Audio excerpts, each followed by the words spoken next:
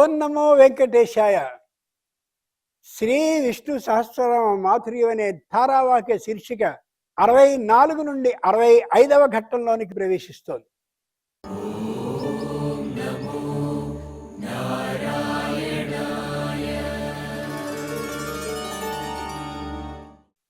ఆరు అనేదాన్ని కాలానికి సంబంధించినటువంటి సంఖ్యగా తెలియచేస్తారు.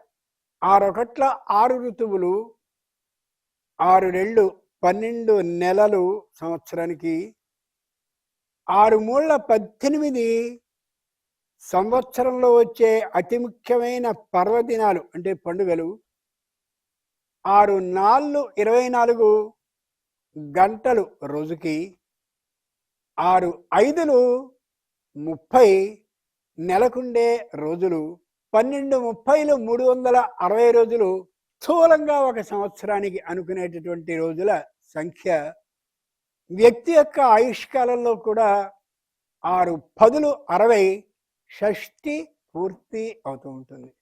వ్యక్తి యొక్క జీవనకాలం ఒకప్పుడైతే 12 పదులు 120 సంవత్సరాలు, ఆ తరువాత శతమానం భవతి కాబట్టి మన యుగానికి వచ్చేసరికి 10 × 10 100 అవుతూ ఉంటే ఎవరికి ఎంతైతే అంతగా తగ్గించుకుంటూ మనం వెళ్ళిపోతున్నాం. అవునో కాదో ప్రేక్షకులకి తెలుసు. గమనించి చూడండి. మనం ఏదైతే తింటున్నామో, దేన్నైతే పాల దగ్గర నుండి ద్రవ రూపంగా స్వీకరిస్తున్నామో అన్నీ కూడా మానవుని యొక్క ఈ బుద్ధి పెడబుద్ధి కారణంగా కల్తీలు అయిపోతూ ఉంటే ఎంత ఆరోగ్యంగా జీవిద్దామని అనుకుంటున్నప్పటికీ కూడా అనారోగ్యాన్నే పెంచుకుంటూ వెళ్ళేలా చేసుకుంటున్నాం. మొత్తం అంతా కూడా శరీరాన్ని నశింపజేసుకుంటూ ఉన్నాం. ఇది కదా జరుగుతోంది. ఇటువంటి ఈ ముఖ్యమైనటువంటి లౌకికమైన, ఆధ్యాత్మికమైన, భక్తిపూర్వకమైన అన్ని విశేషాల్ని తెలుసుకునేటటువంటి ఈ శ్రీ విష్ణు సహస్రనామ మాధుర్య అనేటటువంటి ఈ శీర్షికలో, ధారావాహిక శీర్షికలో మీరు 50 నుండి 59 వరకు చదవబోయేటటువంటి దాని ముందు ముఖ్యమైనటువంటి విశేషాన్ని అనుకుని తరువాత ఘట్టంలోనికి ప్రవేశిద్దాం. భగవంతుడు ఉంటాడే, ఆయన ప్రతి విషయాన్ని ధారణ చేస్తూ ఉంటాడు. అంటే ప్రతి విషయాన్ని బాగా బుద్ధిలో గమనిస్తూ ఉంటాడు. గోపతి, అది నామం.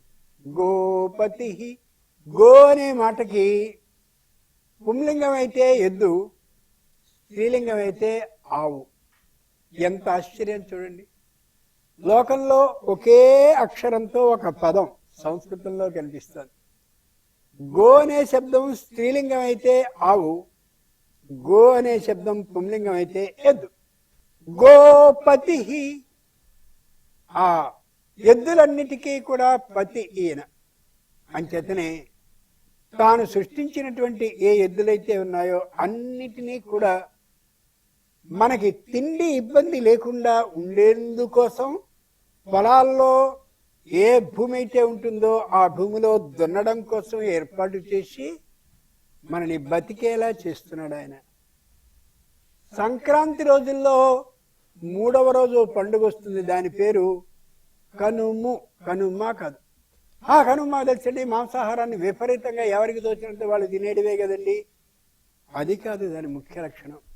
కనుము అనేటటువంటి రోజుని చేయవలసింది ఈ పశువులన్నిటినీ, ముఖ్యంగా ఆవుల్ని, ఎద్దుల్ని యజమాని అయినటువంటి వాడు దగ్గరగా ఉండి చెరువుకో, లేకపోతే ఇంకెక్కడైతే ఎద్దుల్ని, ఆవుల్ని కడగడానికి ఆ ఊళ్ళో ప్రదేశాన్ని నిర్ణయించారో ఆ చోటుకో తీసుకువెళ్ళి యజమానే స్వయంగా ఆవేళ పూర్తిగా కడగాలి. వాటిని ఎండుగట్టి పెట్టి గట్టిగా బలంగా రుద్దుతూ ఉంటే పరమానందాన్ని విడిపోతాయి. ఈవేళ తల్లులందరూ కూడా తాము కన్నటువంటి పిల్లల్ని నీళ్లు పోయడం లేదు, కానీ ఆ విధవ పెంచుకుంటున్నటువంటి కుక్క పిల్లలకి మాత్రం స్నానాలు చేయిస్తున్నారు ఈ కుక్క తల్లులు. అర్థమవుతుందా? చక్కగా పిల్లవాడికి చక్కగా అలా శరీర స్పర్శ తల్లిది తగులుతూ ఉన్నటువంటి సందర్భంలో నీళ్ళని పోస్తే వాడు భలే ముచ్చటగా చూస్తుంటాడు. మా అమ్మ నాకు పోస్తోంది అనే ఆనందంతో.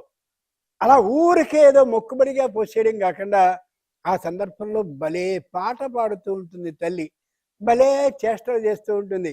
వాడి చేతితో ఇలా అన్నప్పుడు ఇలా ఇలా లాగడం, వాడి తల తిప్పుతూ ఉన్నప్పుడు బాగా ఉంది అంటూ ఉండడం, ఏవేవో అంటూ ఉంటే ఆ మౌన భాష పిల్లవాడికి తెలియకపోయినప్పటికీ కూడా ఎంతో ఆనందపడుతూ ఉంటాడు. గోపతి అర్థమవుతుందా? అంచేత ఎద్దుని ఆవుని అలాగే చక్కగా యజమానే చక్కగా ఎండుగట్టి పెట్టి బలంగా రుద్దుతూ అంతా చేశాక ఒడ్డుకొచ్చి నిలబెడతారు. ఇప్పటికీ పల్లెటూళ్ళలో జరుగుతున్నటువంటి వాస్తవం, కనిపించే యథార్థమైన సత్యం కూడా.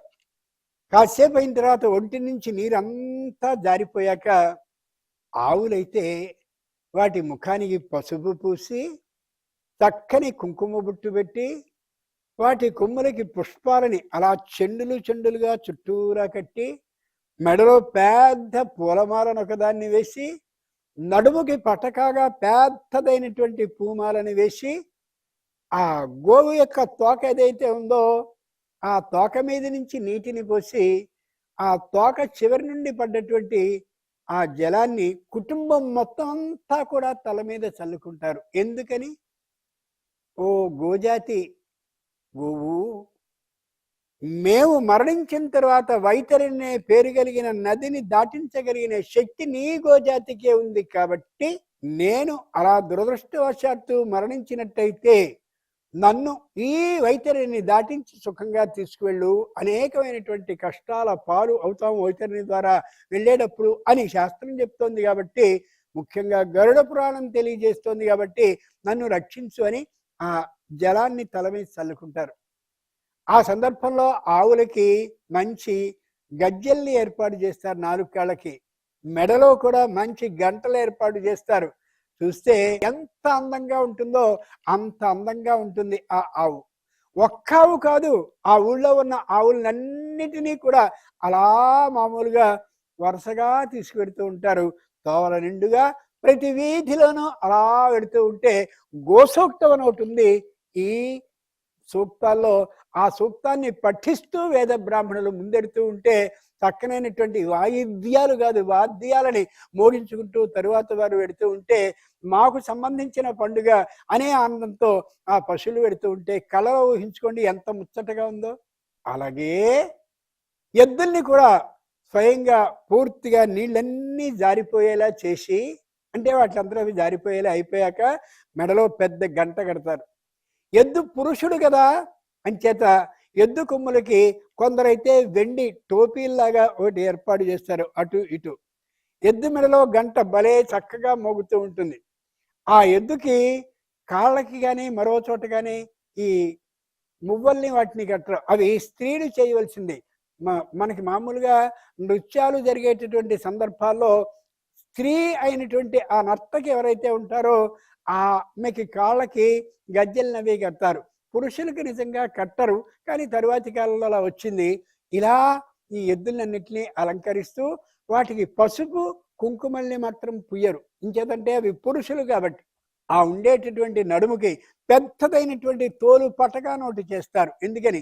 ఈ సంవత్సరంలో ఈ తోలు పట్టగా ఈ చిల్లులో పట్టింది, ఇంత బలంగా ఉంది, పై సంవత్సరం ఎంత బలంగా ఉంటుంది, కిందటి సంవత్సరం ఎంత బలంగా ఉంది అని తెలుసుకోవడానికి ఒక పెద్ద తోలు పట్టగాన్ని ఏర్పాటు చేస్తారు. అలాంటి ఎద్దు తలలా ఎత్తుకుని గంభీరంగా ప్రతి ఇంటిని ఇలా చూసుకుంటూ నడుస్తూ ఉంటే కొన్ని 50లో 100లో అలా వెళుతూ ఉంటే ఎంత ముచ్చటగా ఉంటుంది. చిత్రం ఏంటంటే ఈ ఎద్దులు ఉన్నాయి కాబట్టి మనకి పంట వచ్చింది, ఆ ఆవులు ఉన్నాయి కాబట్టి పాడి వచ్చింది. పాడి పంట అనే రెండు మీకు కావాలా అని ఆలోచించినటువంటి మహానుభావుడైనటువంటి శ్రీహరి గోజాతిని సృష్టించాడు. అరక వేసి దున్నుతూ ఉన్నటువంటి సందర్భంలో భూమి లోపలికి వెళ్ళి దున్నగలిగిన శక్తి ఇదిగో దీనికే ఉంటుంది. మీరు మామూలుగా పల్లెటూళ్ళలో వ్యవసాయాన్ని చేసేటటువంటి కుటుంబాల్లో పుట్టి ఉన్నా, లేక మీ తాత ముత్తాతలు ఎవరైనా వ్యవసాయ విశేషాలను మీకు తెలిసి చెప్పి ఉన్నా ఓ విశేషం తెలుస్తుంది. మంచి బలంగా ఉన్నటువంటి కోడెదూడ ఏదైనా ఉంటే దానికి బాగా ముసలిదైనటువంటి ఎద్దుని అటుపక్క కడతారు. ఈ కాడికి కడితే ఈ బలంగా ఉన్నటువంటి కోడెదూడ వయసు తక్కువది కాబట్టి వేగంగా లాగేస్తూ ఉంటే అటుపక్క ముసలి ఎద్దు ఒకటి ఉంటుంది, అది దాని వేగాన్ని అదుపు చేస్తూ ఉంటుంది. జీవితం కూడా ఇంతేరా. నీ భార్య ఉందనుకో, నువ్వున్నావు అనుకో, ఆమె వేగంగా వెళుతూ ఉంటే నువ్వు అలా అదుపు చేస్తూ ఉండాలి. లేక పురుషుడివైన నువ్వు వేగంగా వెళుతూ ఉంటే నీ భార్య నిన్ను అదుపు చేయాలనే యథార్థాన్ని, ఇక్కడ కట్టబడ్డవి రెండూ కూడా ఎద్దులే అయినా ఆ విశేషాన్ని తెలియచేస్తూ ఉంటుంది.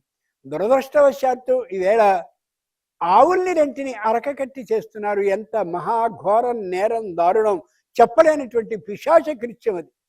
ఎద్దు మాత్రమే ఆ పని చేయగలదు. ఇంకో విశేషం ఏంటంటే గోపతి.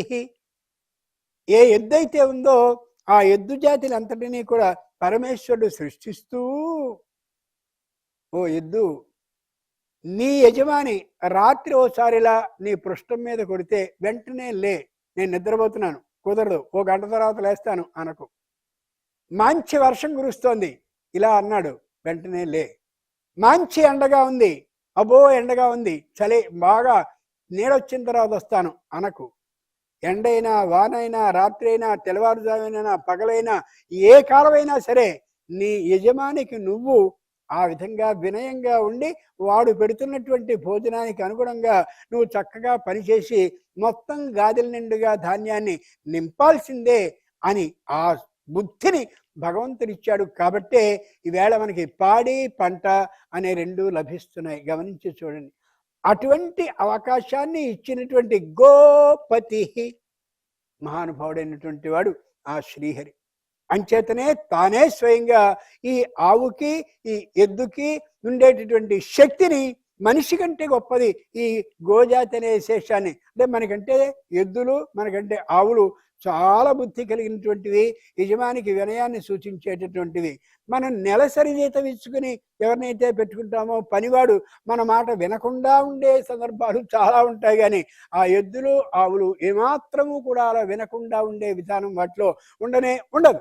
స్త్రీ అయినటువంటి గోవు, ఆ పురుషుడైనటువంటి ఎద్దు ఏవైతే ఉన్నాయో ఆ రెంటినీ కూడా కృష్ణుని యొక్క అవతారంలో ఎంత గొప్పగా శ్రీకృష్ణుడు గోపతి తోలుకుంటూ వెళ్ళాడు. అంత శ్రీ మహావిష్ణువుకి ఆవుల్ని, ఎద్దుల్ని మేపుకోవాల్సిన అవసరం వచ్చిందా? వాటిలో ఇంత శక్తి ఉంది అని గ్రహింప చేయడానికి మాత్రమే ఇలా చేస్తాడు. ఎంత గొప్ప మాట చూడండి. ఇలా ఎంత ఆలోచించినా అంతా అంతా అంతా గోపతి అనే దాంట్లో అర్థం తెలుస్తూనే ఉంటుంది. మరొక విశేషం అనుకుందాం. ఇప్పుడు అదే 50వ శ్లోకం నుండి 59వ శ్లోకం వరకు గట్టిగా చదవండి, ఉత్సాహంగా చదవండి, ప్రారంభించండి. స్వాపన స్వవశో వ్యాపీ నైకాత్మా నైక కర్మకృత్ వత్సరో వత్సలో వత్సీ రత్నగర్భోదనేశ్వరః ధర్మగుప్ధర్మకృద్ధర్మీ సదసక్షరమక్షరం అవిజ్ఞాతా సహస్రాంశుర్విధాతా కృతలక్షణః గభస్తినేమి సత్వస్థ సింహో భూతమహేశ్వరః ఆదిదేవో మహాదేవో దేవేశో దేవభృద్గురుః ఉత్తరో గోపతిర్గోప్తా జ్ఞానగమ్య పురాతనః శరీరభూతభృద్భోక్తా కపీంద్రో భూరి దక్షిణః సోమపో అమృతః సోమః పురుజిత్ పురుషత్తమః వినయో జయ సత్యసందోధాశార్హः సాత్వతాం పతిః జీవో వినయితా సాక్షి ముకుందో అమిత విక్రమః అంబో నిధిరనంతాత్మా మహోదధిశయోంతకః అజో మహార్హస్వాభావ్యో జితా మిత్ర ప్రమోదనః ఆనందో నందనో నందః సత్యధర్మా త్రివిక్రమః మహర్షి కపిలాచార్య కృతజ్ఞో మేదినీపతిః త్రిపదస్త్రిదశాధ్యక్షో మహాశృంగ కృతాంతకృత్ మహావరాహో గోవింద సుషేణ కనకాంగదీ గుహ్యో గభీరో గహనో గుప్తశ్చక్రగదాధరః వేదాస్వాంగోజిత కృష్ణో దృఢ సంకర్షణోచ్యుతః వరుణో వారుణో వృక్ష పుష్కరాక్షో మహామనాః. గో అనే మాటకి ఆవు, ఎద్దు అనే రెండు మాత్రమే అర్థం కాదు. ఇలా అనేకమైన అర్థాలు ఒక్కొక్క దానికి ఉన్నట్లుగా మనకి స్పష్టంగా ఆధారం కనిపిస్తుంది. కాబట్టి గోపతి గోపతి గోపతి గోపతి అంటూ 8 అర్థాలున్నాయి. కాబట్టి 8 అలా అనుకుని అలాగే విష్ణు సహస్రనామంలో ఒక్కొక్క పదానికి ఎన్నెన్నో అర్థాలు ఉన్నాయి కాబట్టి అదే పదాన్ని రాసుకుంటూ వెడితే 1000 నామాలు 4000 నామాలుగా అవుతాయి. అబో 1000 ఎక్కువ అని అనుకుంటూ ఉంటే 4000 అయితే అసలు చదవం అనే లక్షణం మనది. అంచేత ఉన్న పదానికి సంబంధించిన మొత్తం అర్థాన్ని అంతటినీ మనం తెలుసుకోవాలనేందుకు చెప్పబడుతున్నటువంటి వ్యాఖ్యానం తప్ప మరొకటి మాత్రం కాదు. గోపతి, గో అనే మాటకి వాక్కు అని అర్థం. మనం మాట్లాడే సందర్భంలో ఒక్కోసారి ముందుకి వెనక్కి వెడుతూ ఉంటాం. నడిచేటటువంటి ఏ వ్యక్తి అయినా సరే కొద్దిగా ముందుకు అడుగుపడుతూ ఉంటుంది, వెనక్కి జారే అవకాశం ఉంటుంది. నడిచేవాడే కదా ఎప్పుడైనా జారి పడేది, కూర్చున్నవాడు ఎప్పుడు జారి పడతాడు? పడ్డు. అంచేత గోపతి మాట్లాడేటటువంటి సందర్భంలో ఏ విధమైనటువంటి తేడా లేకుండాను, తడబాటు లేకుండాను, వాక్యం అంతటినీ పూర్తిగా అయ్యేలా చెప్పే విధానం కలిగి ఉండేలాను, మళ్ళీ దిద్దుబాట్లు సర్దుబాటు లేకుండా ఉండేలాను చేయగలిగిన శక్తిని ఎవరివ్వగలరంటే శ్రీ మహావిష్ణువు మాత్రమే ఇవ్వగలరు. అంచేతనే బ్రహ్మాండమైనటువంటి తపస్సుని అలా చేసి ఆ చేసినటువంటి వ్యక్తికి మహావిష్ణువు ప్రత్యక్షమైతే ఆ ప్రత్యక్షమైనటువంటి మహావిష్ణువుతో ఈ భక్తుడు విపరీతమైనటువంటి ఆనందంతో దండకాన్నో స్తోత్రాన్నో దేన్నో చదివేసేవాడు. ఎక్కడి నుంచి వచ్చింది? గోపతి. ఆయన ఇచ్చాడు కదా వాక్కు, వాక్కుకి అధిష్టాత ఆయన కదా. ఆయన అనుగ్రహం కారణంగా వీడు ఇంత అద్భుతంగా స్తోత్రాన్నో శ్లోకాన్నో పద్యాన్నో పాటనో కీర్తననో దేన్నైతే దాన్ని అలా అమోఘంగా ఆయనకు సమర్పించుకునేవాడు. పూర్వం రోజుల్లో ఇలా అమోఘమైన సమర్పణ ఉండేది కాబట్టే ఆ ధ్వని పంక్తులు ఊరంతా వ్యాపించుతూ ఉండేది కాబట్టే ఇది మైకులు గీకులు ఇవి రోజులు లేని రోజులటోటిలో. అంచేతనే గ్రామాల్లో ఈవేళ ఉన్నన్ని ఉపద్రవాలు ఉండేవి కావు. ఇంచేత మనం భగవంతుణ్ణి కొలుస్తున్నాం, భగవంతుడు మన మాటకి అధిపతి, మనం ఇలా చేయకూడదు అనే లక్షణం కలిగి అందరికీ కూడా ధర్మ బుద్ధి ఉంటూ ఉండేది. గోపతి 2 గోపతి.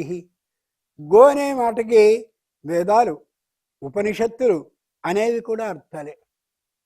ఏ వేదాన్ని ఏ విధమైనటువంటి ఎత్తుతో అంటే ఉదాత్త భావంతో అనుదాత్తంగా స్వరిత రూపంగా ఎంత ఎంత మధ్యలో ఆ విధమైనటువంటి ఆ ఆపుదల కలిగి ఉండాలో అలా చెప్పేటటువంటివి ఏవైతే ఉన్నాయో వేదాలు ఉపనిషత్తులు, వాటిని అలా పలికేలా చేయగలిగిన సమర్థతని మన కంఠానికి ఇచ్చేటటువంటి వాడు గోపతి.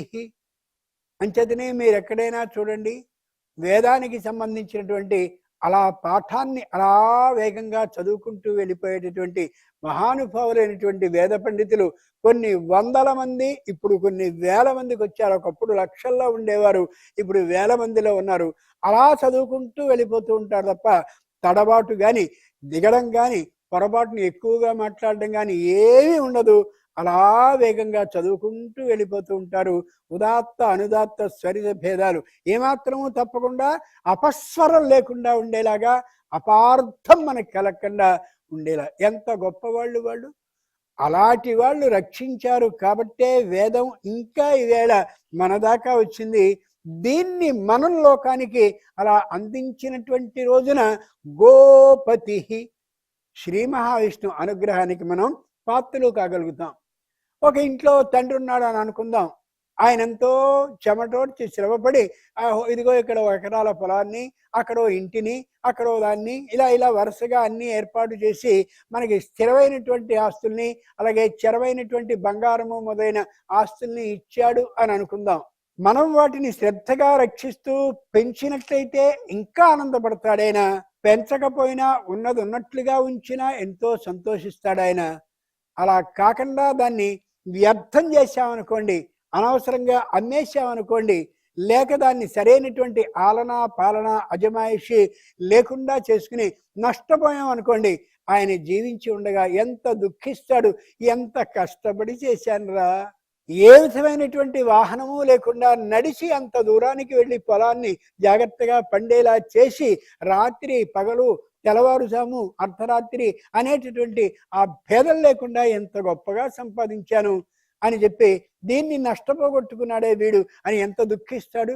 అంచేత వేదాలని, ఉపనిషత్తుల్ని, పురాణాలని వీటన్నిటినీ బతికిస్తూనే ఉన్నట్టయితే ఆ శ్రీ మహావిష్ణువు పరమ ఆనందపడి వీడు ఇది ఇంత జాగ్రత్తగా రక్షిస్తున్నారు కాబట్టి నేను నా అనుగ్రహాన్ని ఇయ్యాలి, ఇచ్చి తీరాలి అని అనుకుని మనందరినీ కూడా ఆనందంగా రక్షిస్తాడు. గోపతి, ఎంత గొప్ప మాట. ఇంకోటి గోపతి, గో అనే మాటకి అమృతం అనే అర్థం కూడా ఉంది. ఒక మాటకి అనేక అర్థాలు ఉంటాయి సంస్కృతంలో. గోపతి అమృతానికి అధినేత అయిన, అమృతాన్ని రక్షించేటటువంటి వాడు ఆయన. అమృతం తన అధీనంలో ఉంటూ ఉంటుంది. అమృతం అనేది కేవలం మరణాన్ని వాయిదా వేసేది మాత్రమే కాదు, వ్యక్తికి సంబంధించినటువంటి వర్చస్సుని బ్రహ్మాండంగా పెంచేది అని కూడా అర్థం. ఎంత గొప్ప మాట చూడండి. మంచి వర్చస్సు కలగచేసేటటువంటిది.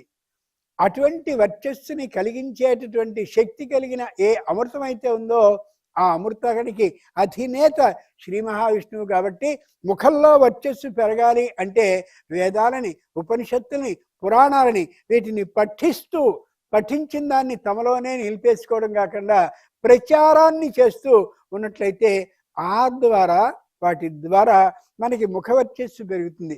అందుకనే ఒకసారి వేద పండితుల్ని, మంచి పురాణ ప్రవచనం చేయగలిగినటువంటి వారిని, వారి ముఖాలని గమనించి చూడండి. జ్ఞానం అలా కొట్టొచ్చినట్టుగా కనిపిస్తూ ఉంటుంది ముఖాల్లో. అంతటి శక్తిమత విధానం ఇయ్యగలిగిన శక్తి ఇదిగో ఈ గో ఉంది కాబట్టే గోపతి.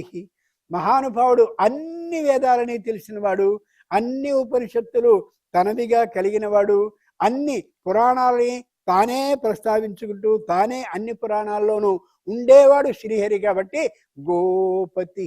అంతటి గొప్పవాడు మహానుభావుడు. ఈ యథార్థాన్ని మనం తెలుసుకున్నట్టయితే మనం ఆ వేదాన్ని చదువుతున్నా, ఉపనిషత్తుని చదువుతున్నా, మంచి సంగీత కీర్తనని కానీ సంగీత కృతిని కానీ పాడుతూ ఉన్నట్టయితే దాంట్లో అక్షరాలే ఉన్నాయో ఆ అక్షర స్వరూపమే శ్రీ మహావిష్ణువు కాబట్టి ఆయన్ని అర్చిస్తున్నట్లే అవుతుంది. అంత అమోఘమైన అవకాశాన్ని మనకి ఇన్ని విధాలుగా అందించినటువంటి వాడు ఎవరు అంటే గోపతి. అటువంటి శ్రీ మహావిష్ణువు అనుగ్రహం వీటిల్లో దేన్ని అనుసరించినప్పటికీ కూడా కలుగుతుందనే యథార్థాన్ని గమనించాలి. ఒక మంచి వ్యాపారి 10 విధాలైనటువంటి వ్యాపారాలను పెట్టాడని అనుకుందాం. మనం ఏ అంగడిలోకి వెళ్ళి ఏ వస్తువు కొన్నప్పటికీ కూడా ఆ వస్తువుకి సంబంధించినటువంటి ఆ కొన్నటువంటి దాంట్లో ఉండే లాభం అదే వ్యక్తికి చెందినట్లుగా ఓ కీర్తనని పాడినా, ఓ కృతిని పాడినా, ఓ పురాణాన్ని చదివినా, చక్కరైనటువంటి వేదాన్ని చదివినా, ఉపనిషత్తుని చదివినా ఖచ్చితంగా అది శ్రీహరి అనుగ్రహానికి పాత్రమే అవుతుంది అనే యథార్థాన్ని తెలుసుకుందాం. ఇప్పుడు ఈ స్ఫూర్తితో 50 నుండి 59వ శ్లోకం వరకు ఉచ్చైర్నాదంతో ఏకకంఠంగా ఒకసారి చదువుదాం. ప్రారంభించండి.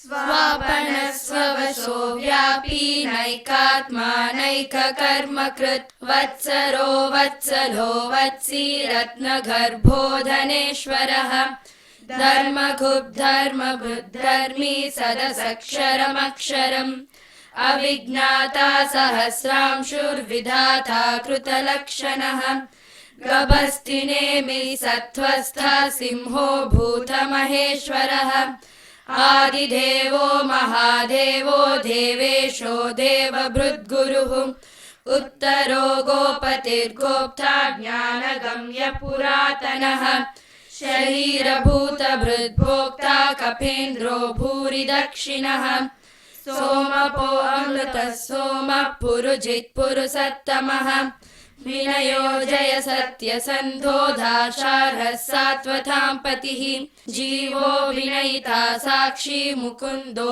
अमितविक्रमः अम्भो निधिरनन्तात्मा महोदधिशयोऽन्तकः अजो महारः स्वाभाव्यो जितामित्रप्रमोदनः आनन्दो नन्दनो नन्दः सत्यधर्मा त्रिविक्रमः महर्षि कपिलाचार्य कृतज्ञो मेदिनीपतिः त्रिपदस्त्रिदशाध्यक्षो महाशृङ्गकृतान्तकृत् महावराहो गोविन्दः सुषेणः कनकाङ्गदी गुह्यो गभीरो गहनो गुप्तश्चक्रगदाधरः वेदास्वाङ्गोजितः कृष्णो धृतः शङ्कर्षणोच्युतः वरुणो वारुणो वृक्षो पुष्कराक्षो महामनाः.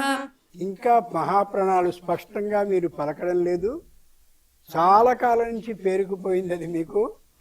పైసారి చదివేటప్పుడైనా సరే ముఖ్యంగా మీ పుస్తకాల్లో ఆ ఒత్తు వచ్చినటువంటి చోట పెద్దగా గీతని బాగా గట్టిగా రాసేటటువంటి మార్క్ పెన్స్ ఉంటాయి చూడండి, ఆ మార్కింగ్ పెన్స్తో రాసుకోండి. గభీరో గహనో గభీరో అలా గభస్తినేమి అంభో నిధిరనంతాత్మ అలా రాసుకోండి. ఏమవుతుందంటే సంస్కృతంలో వచ్చిన పెద్ద ఇబ్బంది ఆ ఒత్తు లేకపోతే అర్థం మారిపోవచ్చు, ఒత్తున్నట్టయితే చెవికి ఇంపుగా ఉంటుంది. పండితులైనటువంటి వాళ్ళు ఎంత బాగా చదివారు అని అనుకుంటే అది కూడా ఒక ఆశీర్వచనం. మీకు అర్థమవుతుందా? అంచేత అలా స్పష్టంగా పలుకుదాం. లేనప్పుడు చాలా ఇబ్బంది మనకు కనిపిస్తూ ఉంటుంది. వెంకటేశ్వర అనకుండా వెంకటేశ్వర స్వామి అనేవాళ్ళు ఇంకా ఇవేళ ఉన్నారు లోకంలో. ఆయన వెంకటేశ్వరుడు తప్ప వెంకటేశ్వరుడు మాత్రం కాదు. ఆలోచించుకు చూసుకోండి. అటువంటి సంపూర్ణ అనుగ్రహం ఆ దేవదేవునిది మీ అందరికీ కలగాలని, మీకు అలా పంపించినటువంటి ఏ తల్లిదండ్రులైతే ప్రోత్సహిస్తూ ఉన్నారో వారికి కలగాలని, ఈ శ్రీ విష్ణు సహస్రనామ మాధుర్యం అనే ధారావాహిక శీర్షిక ఇలాగే కొనసాగుతూ వెళ్ళాలని, 65వ ఘట్టం దాటి 66లోనికి ప్రవేశించే అదృష్టాన్ని ఆ భగవంతుడు ఇచ్చినందుకు ఆయనకి సాష్టాంగపడుతూ నమస్కరిస్తూ ఓం నమో వెంకటేశాయ.